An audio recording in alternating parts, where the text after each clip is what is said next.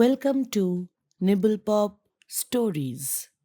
Today we will hear the story of Afrabens the Rover. It's carnival time in Naples.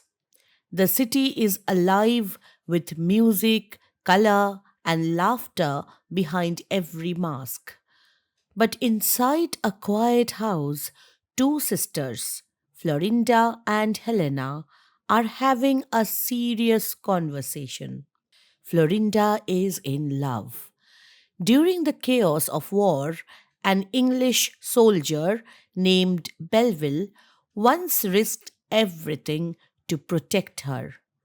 Since then, her heart has belonged to him. But her family refuses to let her marry Belleville. Instead, they want her to marry Don Vincencio, a wealthy, much older merchant Florinda finds unbearable. Helena, her younger sister, has spent most of her life in a convent. She is expected to become a nun, but Helena is full of questions and energy. She doesn't think she is ready to spend her whole life in silence and prayer.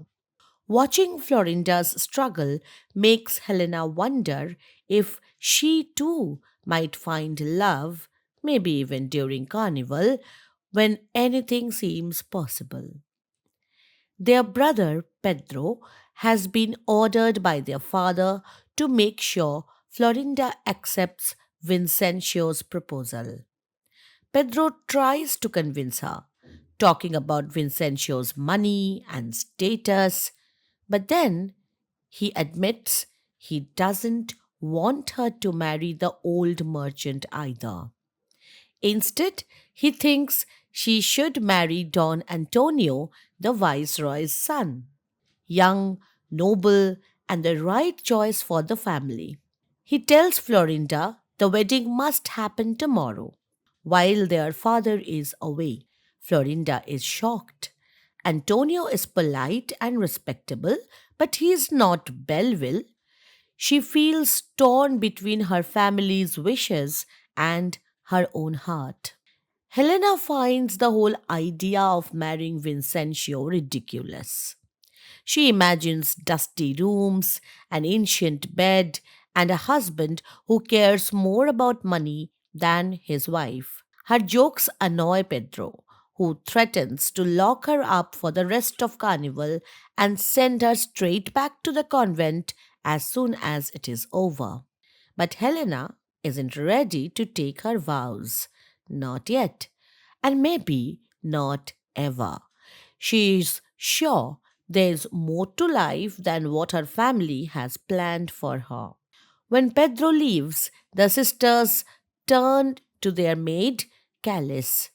With some pleading, and because Calice remembers what it is like to be young, they all agree to sneak out together. Florinda writes a short note for Belleville, hoping to find him in the crowd.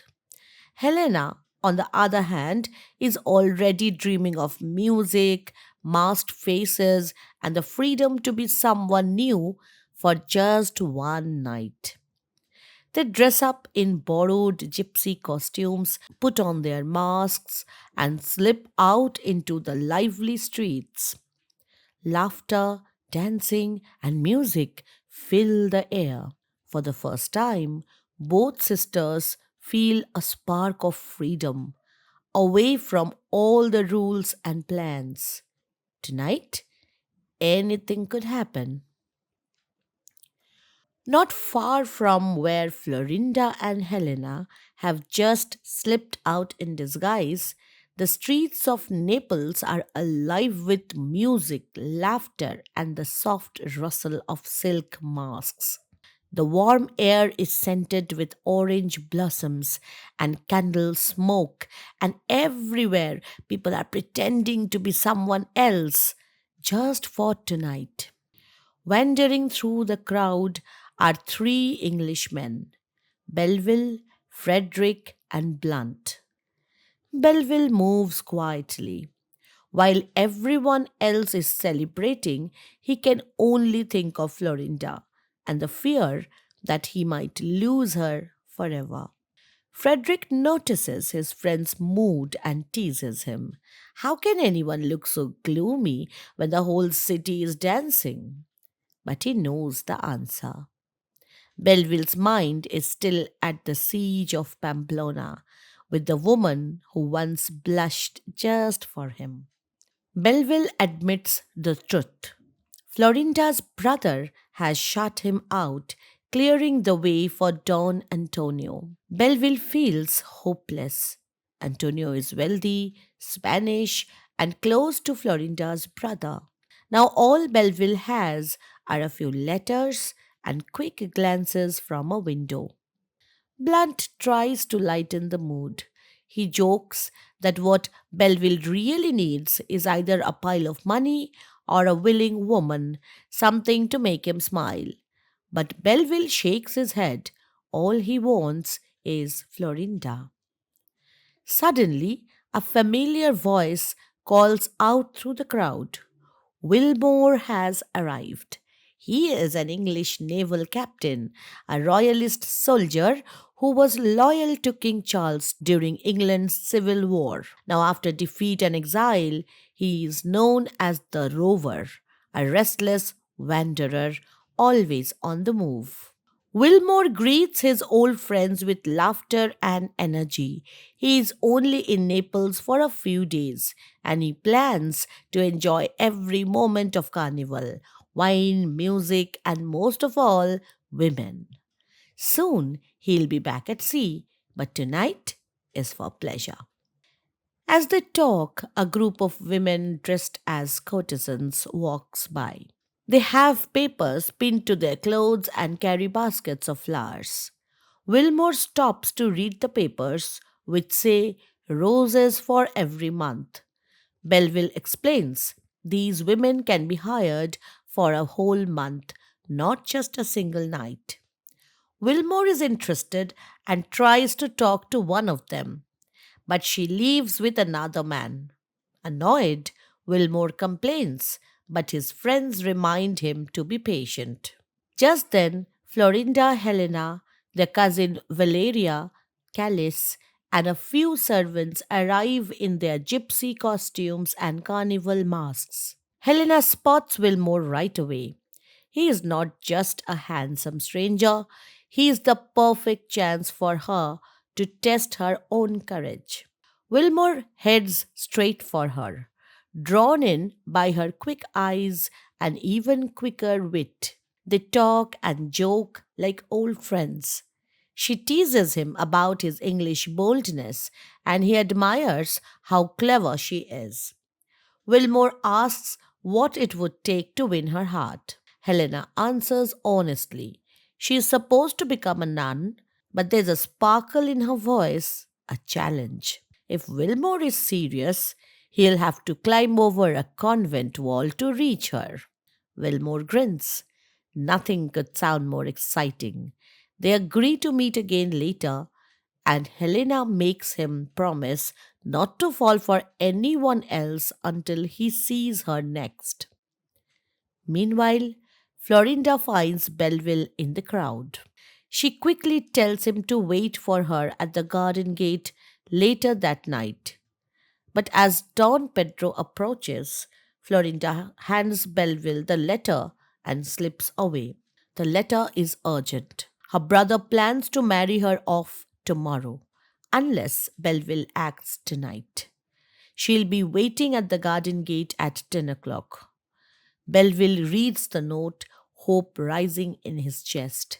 His friends warn that it might be a trap, but Belleville refuses to listen. He is determined. This is his chance. At the same time, Blunt is drawn to a woman named Lucetta. She's been watching him and sees an easy target, a vain, trusting Englishman. She starts seducing him with sly looks and sweet words. Blunt can't believe his luck. He is certain he has found true love. His friends watch and laugh, guessing he'll end up broke by midnight. But Blunt doesn't care. He's already lost in thoughts of romance. The talk then turns to someone new in town, the famous courtesan Angelica Bianca. She is beautiful, proud, and has just put herself up for monthly sale. Everyone is curious, but the mention of money puts Wilmore off. He thinks love should be wild and free, not bought like a bottle of wine. Still, he tells Belleville he'd like to visit her.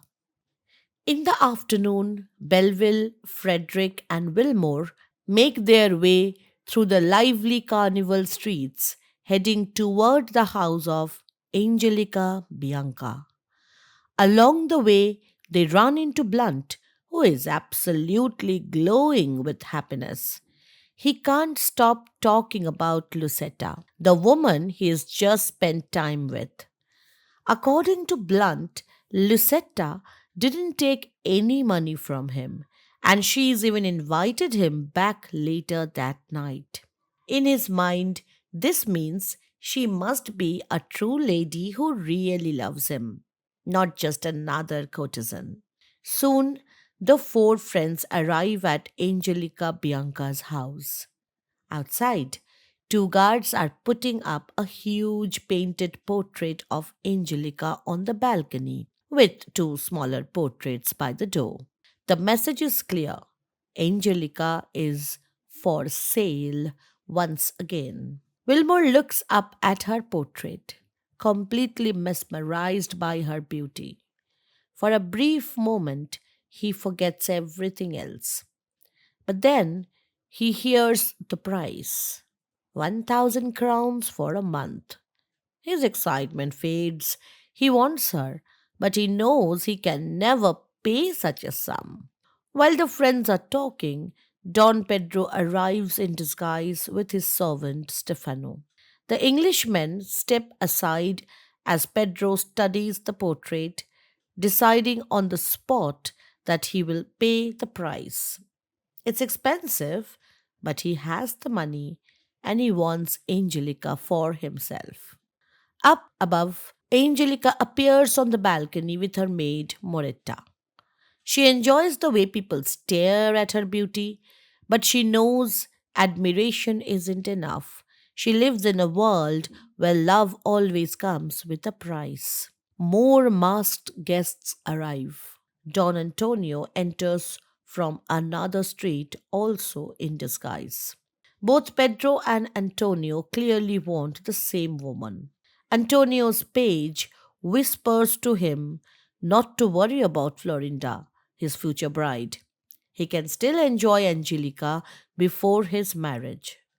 Pedro overhears this and suddenly realizes that the man trying to buy Angelica is his own friend Antonio, the same man he is trying to marry off to Florinda. Pedro is furious and feels betrayed. Music begins to drift down. Angelica sings from above, enchanting everyone in the street. When she comes into view, Antonio takes off his mask and showers her with kisses. Pedro watches in silence, his anger growing. Antonio asks how he can pay to have Angelica, but Pedro suddenly steps forward and says Antonio is too late. He has already made an offer. The two men argue heatedly. Swords are drawn, and the Spaniards are about to fight right there in the street. Wilmore and Blunt quickly jump in and separate them before anyone gets hurt. The fight is stopped for now, but Pedro hasn't finished. Still in disguise, he tells Antonio to meet him the next day to settle things properly.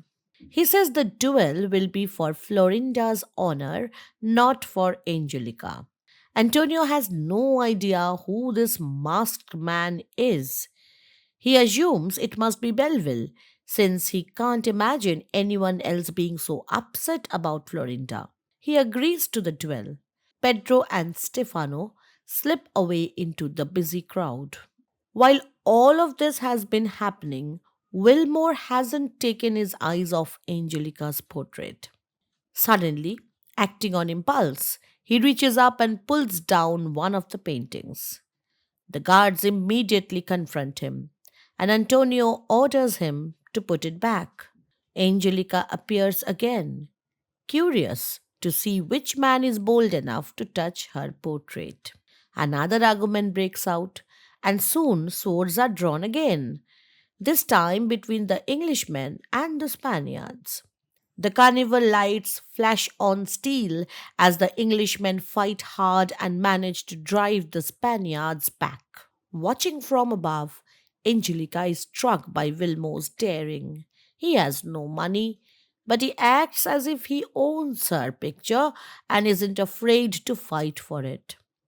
His boldness excites her. Instead of punishing him, she calls down and invites him inside. Wilmore doesn't hesitate. He follows her into the house. Wilmore steps boldly into Angelica's private chamber, his shirt still marked from the street fight. The room is heavy with perfume, the windows draped in thick, rich silk. Angelica sits poised and cool, her eyes sharp as she questions him. Why did he dare to pull down her picture? A bold move that most would see as a deep insult. Wilmore just grins, unashamed. The real crime, he says, is to hang such a tempting portrait for all to see, then expect no one to touch it. He doesn't apologize. Instead, he gets even bolder, accusing her of turning love into business, selling herself like goods in a marketplace. Angelica admits it, but fires back. Before marriage, don't men also ask how much money a woman will bring? Isn't that just as cold as what she does? Wilmore agrees, calling that kind of marriage just as corrupt as anything else. Wilmore then starts to bargain. He asks if she would spend a few days with him for a lower price. At first, Angelica is amused. This poor English captain could never pay the 1,000 crowns, she asks. But as Wilmore keeps talking, his words fast, honest, and full of life, something inside her shifts. No man has ever spoken to her like this, seeing her as a real woman, not just a prize to be bought. For the first time in years, her heart begins to stir. At last, Angelica sighs. He doesn't need to pay her in gold, she says. All she wants is his heart. Amazed and delighted, Wilmore agrees. They move together into her private rooms, carried away by a sudden rush of passion. Outside, Moretta can only shake her head in disbelief. For a courtesan to give her favors for free, for love, not money, is madness in their world. Later that afternoon, the carnival street outside Angelica's house is crowded once again. Florinda, Helena, and Valeria move through the noise and music, still in their masks and disguises. Helena feels restless. She can't stop thinking about Wilmore, the bold English captain she met that morning. Florinda teases her, saying she must be in love. Helena isn't sure what to call it, but she knows she wants to see him again. Meanwhile, Belville, Frederick, and Blunt are waiting near Angelica's door, wondering what's happened to Wilmore.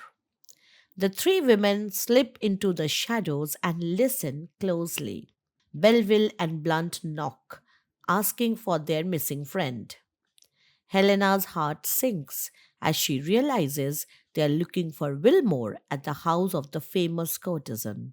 Just then, Wilmore appears, full of swagger and delight. He brags about his adventure with Angelica, praising her beauty and the pleasures he has enjoyed. He jingles coins and offers to treat his friends to anything they want, saying Angelica herself has given him gold. Hidden nearby, Helena hears everything, and her heart burns with jealousy and anger. Suddenly, Sancho, Lucetta's servant, pulls Blunt aside with a message. Lucetta is waiting for him. Blunt, thinking only of romance, eagerly follows Sancho and disappears into the crowd. Belville and Frederick tease Wilmore, asking if he has already forgotten the gypsy girl from the morning. Laughing, Wilmore declares that Angelica has driven all thoughts of Helena from his mind. Helena hears this and takes it as a challenge. She steps out from her hiding spot and approaches him, still in disguise.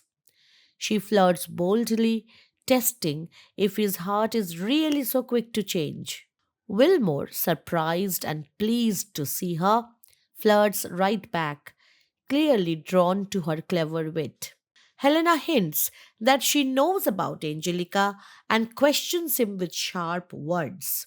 Wilmore tries to dodge the truth with clumsy lies.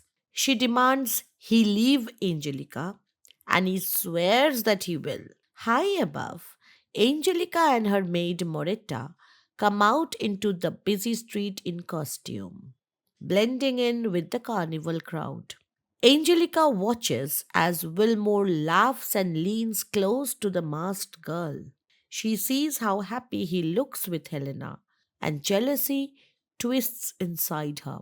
She has given Wilmore her affection and her gold, but already he seems ready to chase someone else. Helena finally pulls off her mask. Wilmore, seeing her face clearly again, showers her with compliments and sweet words, trying to win her over completely. Angelica, watching this obvious display, can't bear any more. She turns away, full of fury and pain. Before she leaves, she quietly orders her servant Sebastian to follow Helena and discover who she really is. Meanwhile, Frederick starts flirting with Valeria, who matches his jokes with clever ones of her own. Florinda, still masked, approaches Belleville and playfully tries to test his faithfulness. Belleville doesn't recognize her voice or her face and gently refuses her advances, saying his heart belongs to another, Florinda.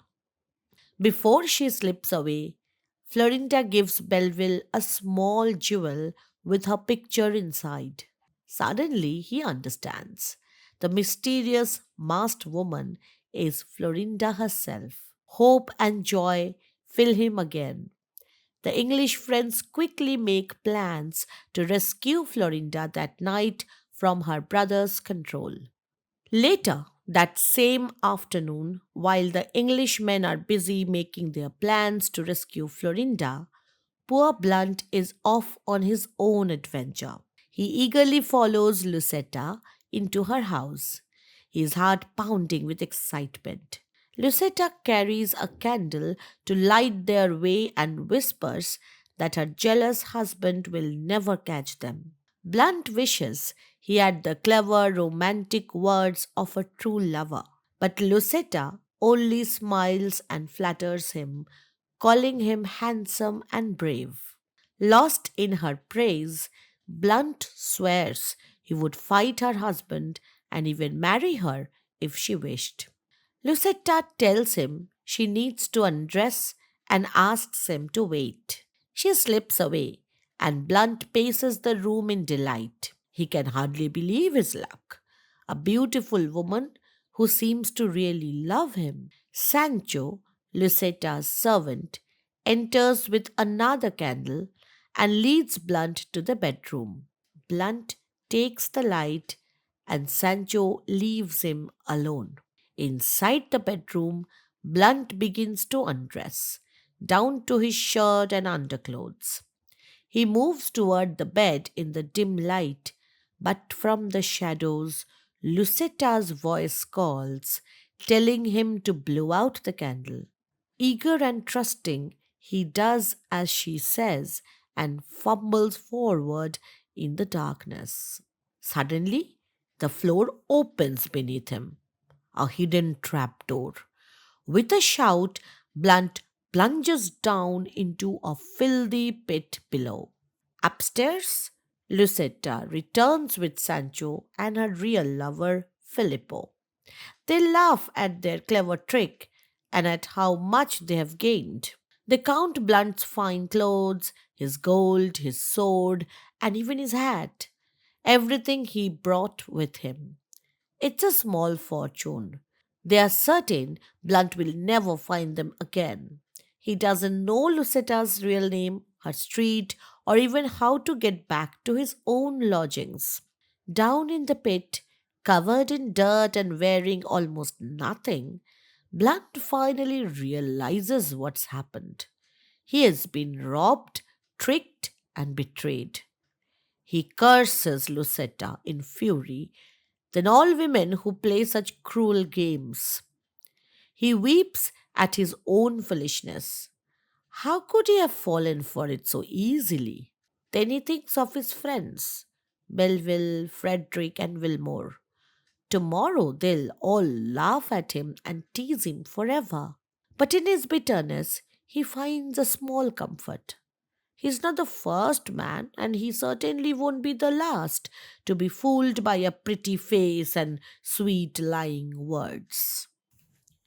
That night, while Blunt lies cheated and furious in his pit, Florinda waits alone in her family garden. She is dressed in nothing but her nightgown, a key to the garden gate hidden in her hand, and a small box of jewels pressed to her chest. This is her chance to escape. If Belleville can reach her, they'll run away together, free from the marriage her brother is forcing on her. The garden is dark and silent. Florinda listens closely, hoping to hear Belleville's footsteps.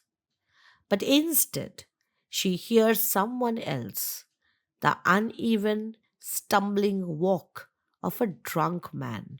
Wilmore, still half masked and full of wine from the carnival, has wandered into the garden by mistake. He sees a woman alone at night, dressed loosely, holding a key and a box. In his muddled mind, he assumes she must be a courtesan waiting for a client. Wilmore tries to charm her with rough, playful words.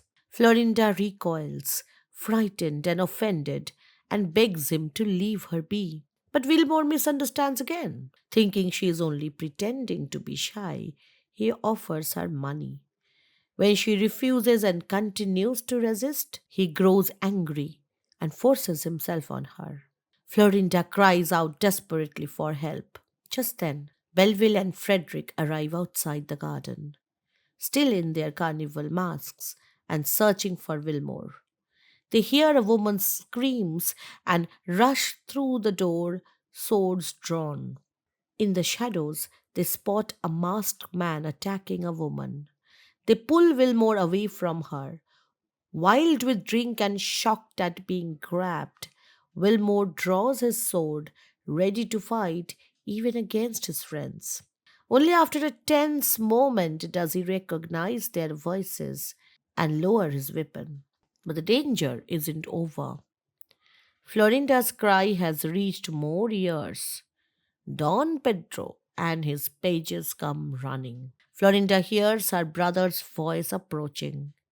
In a flash, she realizes their secret plan has failed. If Pedro finds her here in her nightgown with masked strangers in the garden, everything will be ruined. She slips away into the darkness just in time, escaping through another path before her brother can see her. Pedro bursts into the garden and finds only masked Englishmen with drawn swords. The Spaniards and the English clash in the moonlight.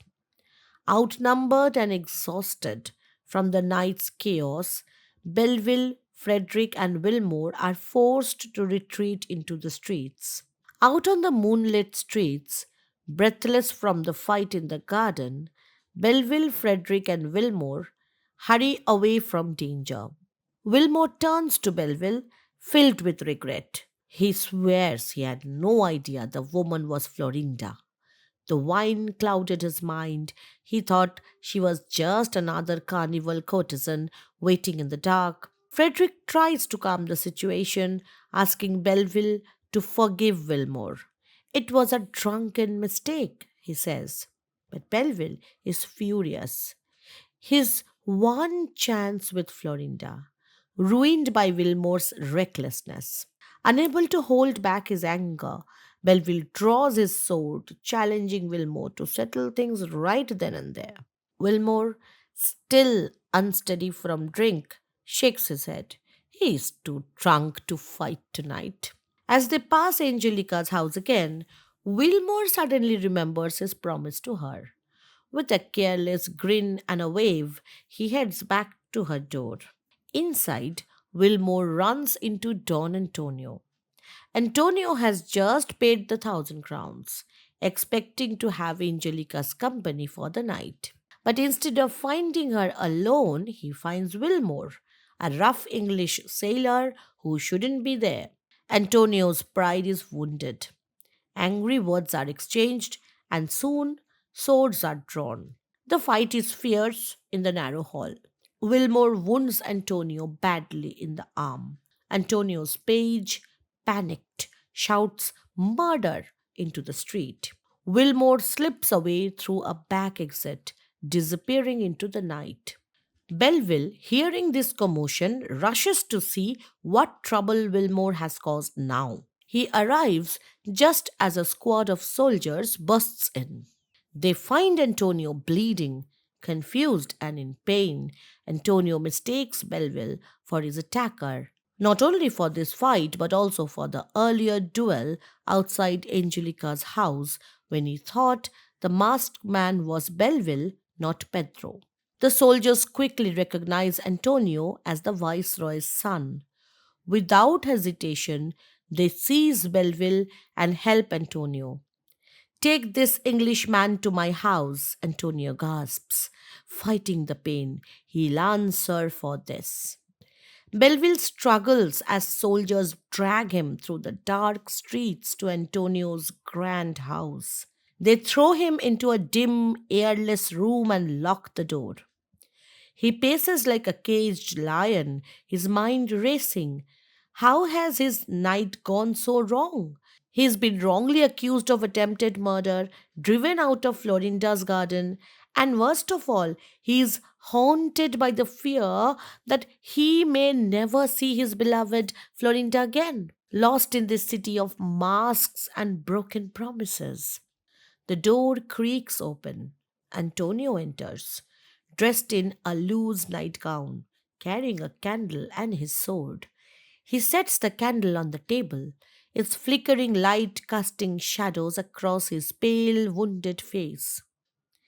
Staring at Belleville, Antonio demands to know why this Englishman attacked him, not once, but twice. First outside Angelica's house, then inside it. Why didn't he wait for their proper duel at dawn? Belleville pleads his innocence. He says he only drew his sword to defend his friend Wilmore, never to start a quarrel.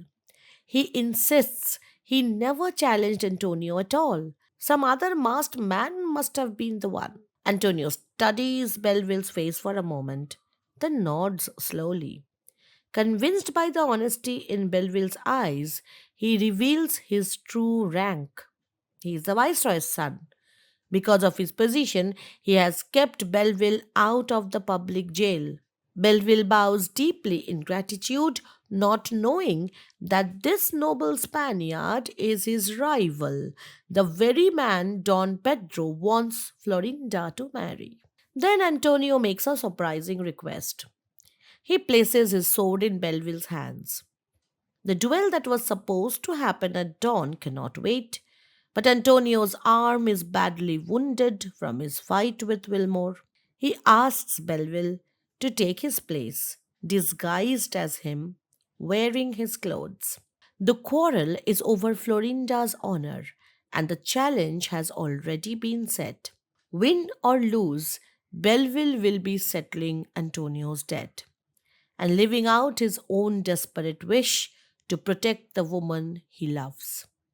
Belville's heart leaps to fight for Florinda's honor, even under a mask. He grips the sword firmly and agrees without hesitation. Tomorrow, disguised as Antonio, he will face Pedro on the field of honor.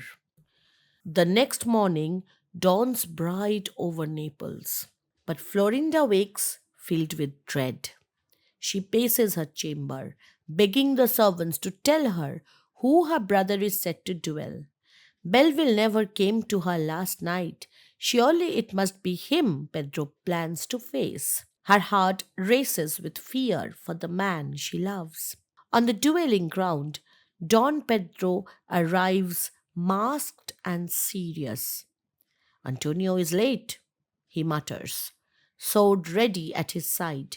Then Belville appears, dressed in Antonio's fine clothes. Watching from her hiding place, Florinda feels a wave of relief. Her beloved is alive, and surely this must be Antonio facing her brother, not Belville after all. Pedro greets the man he thinks is Antonio and angrily accuses him of chasing after Angelica instead of honoring Florinda. Belville is startled. Antonio's duel is about a courtesan, not Florinda. Still, the duel begins. Florinda suddenly rushes forward, pleading with them to stop. Swords clash fiercely. Belville is too skilled. He disarms Pedro with a swift move and stands ready to deliver the final blow. Once again, a masked Florinda steps between them, begging for her brother's life. Belville hesitates, not recognizing her voice. But when she pleads with him in the name of his beloved, he pauses and drops his sword at her feet in a gesture of chivalrous surrender. Pedro is impressed. He pulls off his mask. Our quarrel is ended, he declares, still thinking Belville is Antonio. Handing Florinda forward like a prize, Pedro asks the victor to pledge his love to her forever. Belville stares. It's Florinda, unmasked at last. Seizing the moment, he swears eternal faithfulness to Pedro's sister and begs to marry her right then. Pedro agrees, eager to seal the match before their father returns that evening. But Florinda protests, horrified at marrying Antonio. Belville pulls her aside and rips off his mask. It's me, he whispers. Joy flashes across her face. They are saved. But chaos isn't finished yet. Wilmore and Frederick burst in, searching for Belville. Wilmore, flashy in new clothes bought with Angelica's gold, shouts and runs to embrace his friend. Pedro freezes, realizing his mistake. This isn't Antonio, it's the Englishman. Furious, he drags Florinda back, accusing them of a plot. Wilmore draws his sword to defend Belville. Belville leaps between them, refusing to let his friend harm Florinda's brother. He turns on Wilmore, chasing him away with flashing steel. Pedro storms off with Florinda, vowing she'll never have Belville. Nearby, Angelica arrives, searching for Wilmore. When Sebastian fetches him, she explodes with rage. How dare he pay attention to Helena, Pedro's own sister? Her spies have told her everything. She believes she has no chance against a noble woman, and love has cost her both heart and fortune. Wilmore tries to explain his passion for Angelica, but his eyes light up at the mention of Helena's wealth. He secretly hopes Angelica will be angry enough to send him away so he can return to Helena. At that moment, Helena slips in, disguised as a messenger boy. She tells Angelica a story about a lady who loves an English gentleman with a way with words. The two were supposed to marry that very day, but the man broke it off for a courtesan's bed. Wilmore becomes interested, but he has no idea what's really going on. The disguised Helena warns Angelica away from such faithless men. Angelica asks if the man is Wilmore. Helena nods, and the two women join in scorn, cursing Wilmore's wandering heart. Wilmore laughs it off, calling the boy a liar. Demanding the lady's name, he inspects her closely and suddenly recognizes his gypsy. Helena is afraid he'll reveal her identity.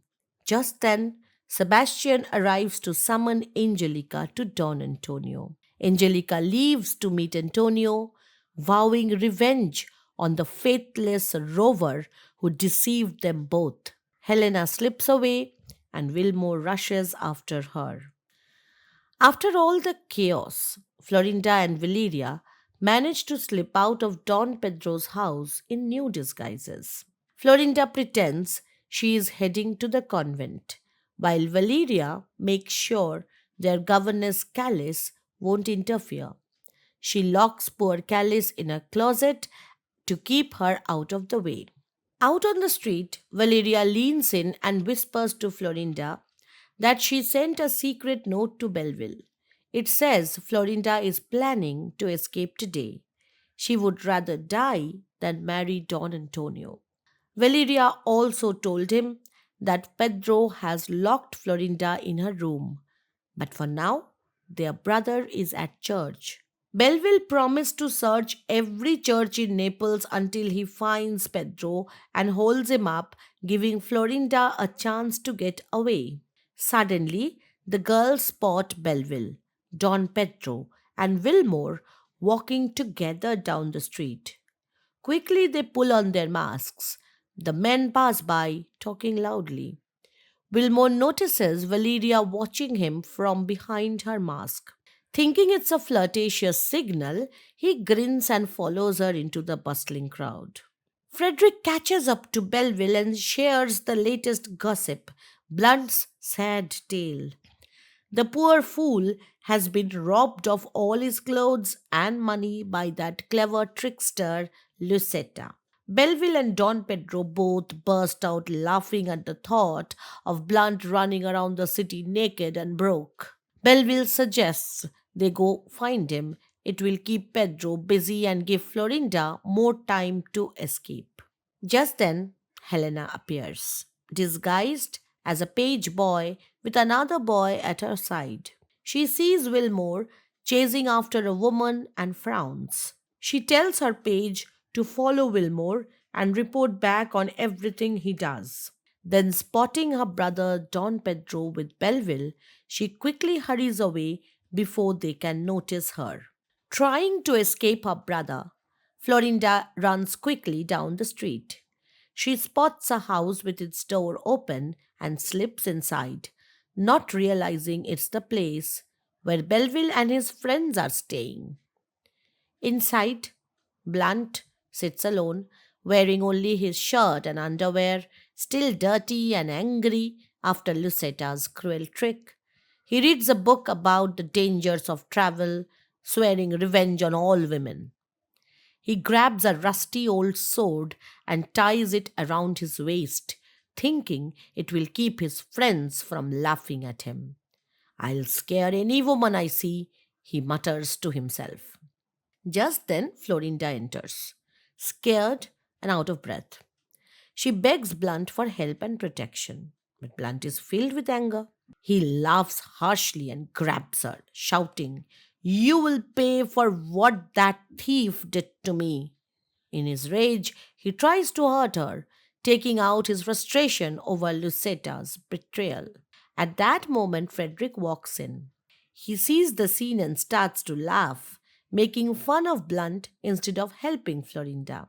Florinda cries for mercy, But it only makes things worse. Blunt, wild with anger, says both men should attack her. Frederick joins in with a cruel grin.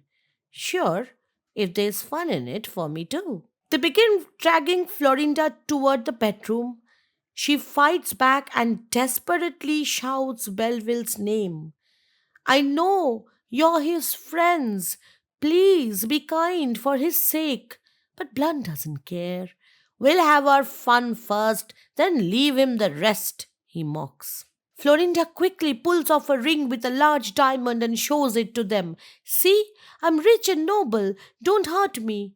Blunt stares at the sparkling ring, while Frederick worries they might have grabbed a high-born lady by mistake. Blunt accuses her of lying, but they decide to wait for Belleville before doing anything else. Soon, a servant rushes in. Belleville is here with Don Pedro, he announces. Blunt refuses to face them. He is too ashamed of his state. Frederick locks Florinda safely in a bedroom, then goes downstairs to meet the others. Blunt tries to lock himself away in his room to escape his friends' teasing. But Wilmore and Belleville are relentless. They break down his door, roaring with laughter as Blunt tries to save face. Belleville and Wilmore tease him mercilessly for falling for Lucetta's tricks. But the mood changes when Blunt reveals he has a woman locked in another room. He lies that she attacked him, but he defended himself with his sword. Frederick, sensing something is off, asks Blunt to show them the ring he took from her. When Blunt does, Belleville's heart skips. He recognizes it as the ring he once gave Florinda. Wilmore suggests they go check on the woman to see if she is truly a noble lady. Belleville panics. This could expose Florinda to her brother Petro. He asks for the key so he can go in first, but the men start to argue over who should have the right. Finally, Wilmore suggests a contest. Whoever has the longest sword gets to go in first. Since Spanish swords are longer, Pedro wins and the others let him pass. Pedro storms into the main room where Florinda, still masked, waits. He demands to know who she is and why she is there. Both Belleville and Florinda hold their breath, fearing the truth is about to come out. But just then, Valeria bursts in. She is surprised to see Don Pedro, but quickly thinks on her feet. She rushes to him and claims that Florinda has already escaped, disguised as a page boy. If he hurries to Calais, he might still catch her. Pedro believes her and leaves, but not before telling Belleville that if they find Florinda, she must be returned to her family. With Pedro gone, Florinda finally reveals herself. She throws her arms around Valeria, grateful for her quick thinking. Valeria urges Florinda to marry Belleville at once. The men in the room stand stunned, realizing how close they came to harming their friend's true love. Frederick quickly apologizes, and Florinda forgives him, on the condition that he marries Valeria as they'd planned. Frederick is happy to agree. Blunt, still ashamed, begs Florinda's forgiveness.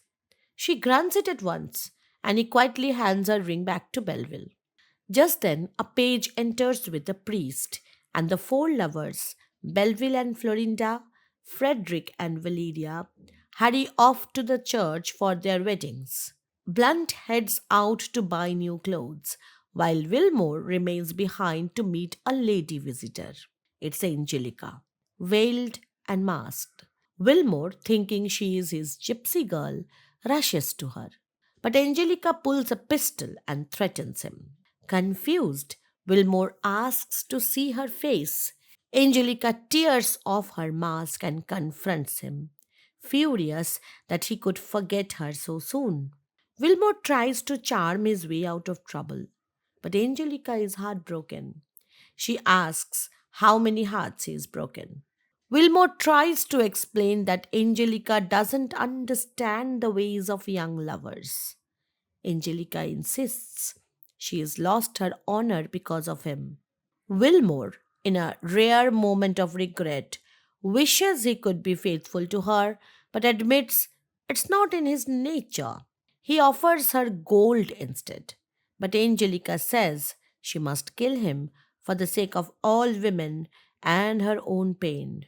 Suddenly, Don Antonio bursts in, grabs the gun, and offers to shoot Wilmore himself. Angelica begs him not to.